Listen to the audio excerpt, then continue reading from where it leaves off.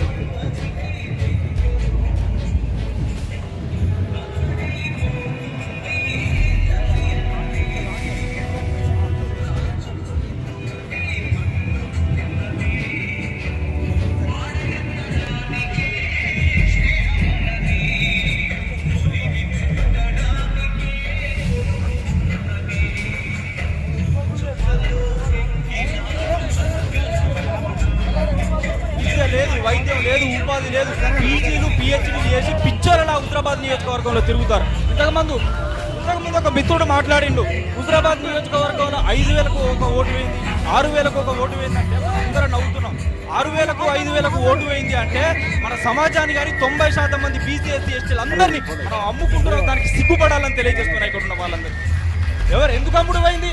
ఇక్కడ ఉన్నటువంటి ప్రజాస్వామ్యం విఫలమైందా? ఇక్కడున్న కలెక్టర్ చూస్తలేడా? ఇక్కడున్న ఎంఆర్ఓ చూస్తలేడా? ఇక్కడున్న ఎన్నికల కమిషన్ ఏం చేస్తుంది?